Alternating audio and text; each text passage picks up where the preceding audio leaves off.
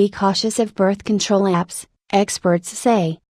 A new smartphone app has been approved for people to use as a type of contraception in the European Union, but experts warn that you shouldn't toss out the condoms and birth control pills just yet. The app, Natural Cycles, is available in the Apple App Store and the Google Play Store to users everywhere.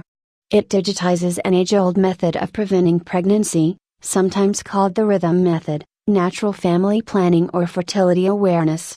The idea is to track ovulation and avoid sex, or use additional protection, on days when a woman is most likely to be fertile. But these methods have a failure rate of about 25%, even though the promotional materials for Natural Cycles claim that the app is 93% effective. Wonder Woman, 10 interesting facts about the female body. Don't rely on something like this, said Dr. Mary Jane Minkin, a professor of obstetrics, gynecology and reproductive sciences at the Yale School of Medicine, who is not involved with the company that makes the app. The app could be an option if a couple wanted to postpone pregnancy for a while but would not mind it if they did become pregnant, she said. But most people who are looking for contraception are going to want something more reliable. An app for family planning. The company that makes Natural Cycles is headquartered in Sweden, and the app was certified as a medical device in February, making it the only app that can call itself contraception in Europe. The app requires users to enter a precise body temperature measurement first thing every morning, a familiar task for people who are already using natural family planning methods, as resting body temperature rises by a minuscule amount right at ovulation.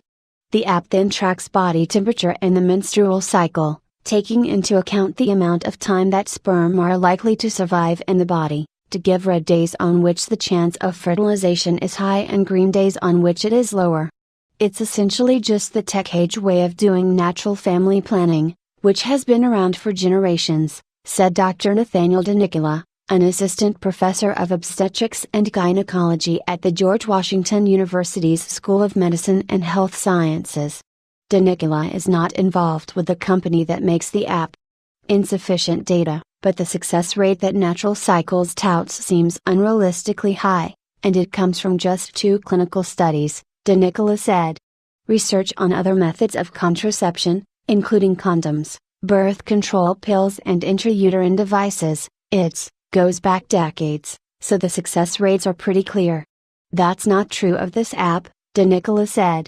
In one study, a clinical study published in March 2016, the app's makers found that it had a failure rate of just 0.5%. It accidentally gave users a green go-ahead sign that unprotected sex would be okay on days when it should have given a red no-go sign only 0.5% of the time.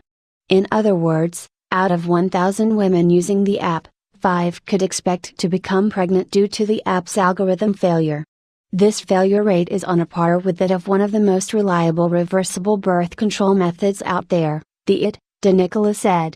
However, that rate is the app's perfect use rate, meaning it applies only to people who use the app perfectly, following the directions to the letter every day, DeNicola said. The perfect use rate is probably the last number that should be out there, because the data really isn't close to supporting that for typical users, DeNicola said. 7 surprising facts about the pill. Another estimate of the app's failure rate is called the typical use rate, and pegs the risk of an unintended pregnancy at 7%. But that number is based on a single study in which 1/3 of the people enrolled dropped out before the end. The company-affiliated researchers did a more conservative calculation by assuming all of those dropouts got pregnant, and came to a failure rate of 10%. That would probably be the most medically sound number to be talking about, if you felt comfortable giving a number at all based on just one study, DeNicola said. Risk assessment. Whether Natural Cycles would be a good choice depends on the user's needs and expectations for their birth control, Minkin said. If the 25% chance of pregnancy that normally comes with the natural family planning method seems acceptable, then the app is certainly better than nothing, she said.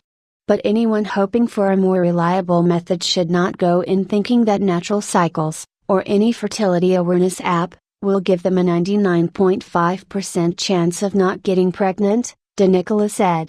For rates like that, people would be better off using long-acting reversible contraceptives, or LARCs.